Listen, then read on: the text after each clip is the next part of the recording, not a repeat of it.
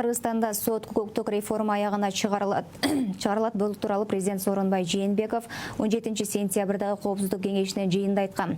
Анда мамлекет башчысы аталган реформа ар кандай тоскоолдуктарга жана анын келечегинен күмөн санууга карабастан алдыга жылып жаткандыгын билдирген.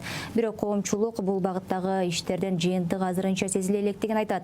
Серепчилер буга тоскоол болгон негизги жагдай тамырланган коррупция экенин белгилөөдө. Сот реформасы боюнча Каныкей Бозгунованын сюжетинде.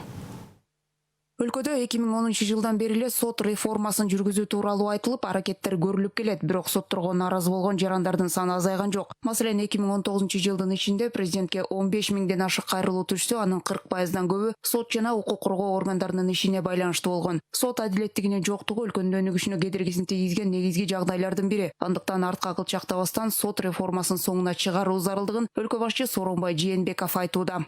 Сот укуктук реформа боюнча иштер мына алдыга жылды. Канча карама-каршылык болсо дагы башында муну баштабаш керек.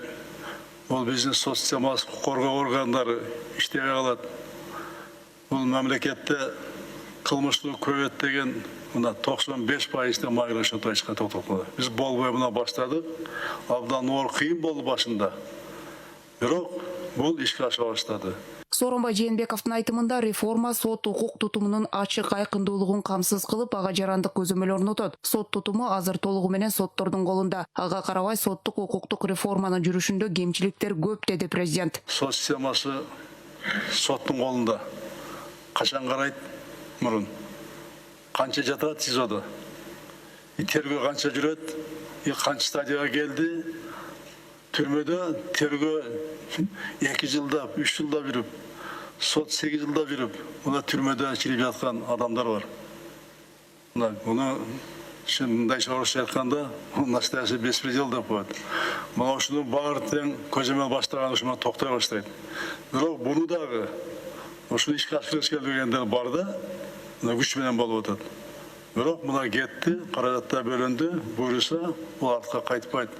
Сот укуктук реформа бул аягына чыгарабыз. Чыгат муну. Каалабайсыңарбы, муну чыгарабыз. Чыгар келбесе, анда башкалар чыгарат. Мына ушул эки нерсе. Бул мен үчүн эмес. Бул мамлекет үчүн, эл үчүн, коңшулар үчүн, өзүбүздүн балдар үчүн керек келечекте. Коомчулукта калктын 80% сотторго ишеним артпай тургандыгын буга чейин эл аралык уюмдар жүргүзгөн изилдөөлөрдүн жыйынтыгы көрсөткөн. Жарандар сот териштирүүлөрүнүн айлап жылдап чечилбей, создугуп кеткенинен көп жабыр тартат. Сот адилеттиги, андагы чечимдердин ынанымдуулугу дагы бир жагдай. Мындан улам сот системасын реформалоодогу иштер жетиштүү эмес экендигин, жыйынтыгын жарандар сезбей жаткандыгын серепчилер айтат. Негизги тоскоолдук кадр маселеси жана коррупция. Эң башкысы соттор көз карандысыз болууга тийиш. Сот эгемендүү эмес, коррупцияга малынган, клановый системага малынган, эгемендүүлүк, баланс ветви власти жок.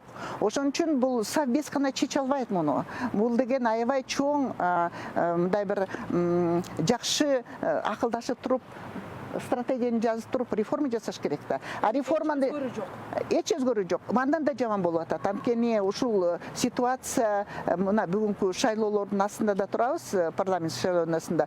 Кандай чечип атат сот? Анча-мынча жылыштар бар, таптакыр жок деп айта албайбыз. Бирок ключевой стратегический биздин иштер боюнча мен айткым келет. Соттор калпайтат.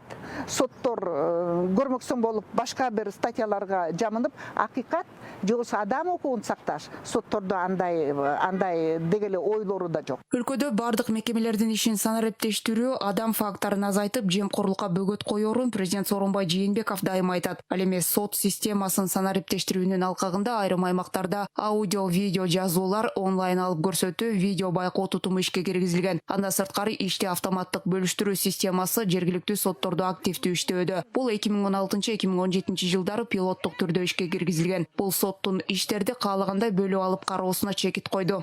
Ушул көрүлө турган бүгүнкү заманбап чаралардын бири болуп, ошо автоматташтырылган түрдө иштерди бөлүү. Бул жанагы критерийлер жазылып, программа компьютерге киргизилген, ага эч ким эч кандай таасир кыла албайт. төрага өзгөчө таасир кыла албайт. Төрага болгону гана соттун кеңсесине түшкөн электрондук жана баягы физикалык дейбиз кагаз жүзүндөгү иш менен таанышып, ушундай иш бар экендигин билүү укугуна гана ээ.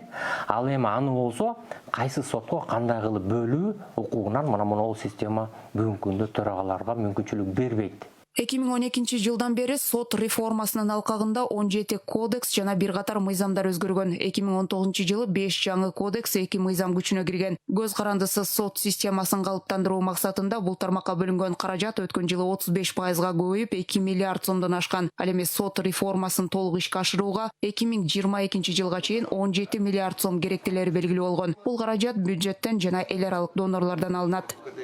Каныкей Бозгунова, Кудурат Ташмурзаев, 5 канал.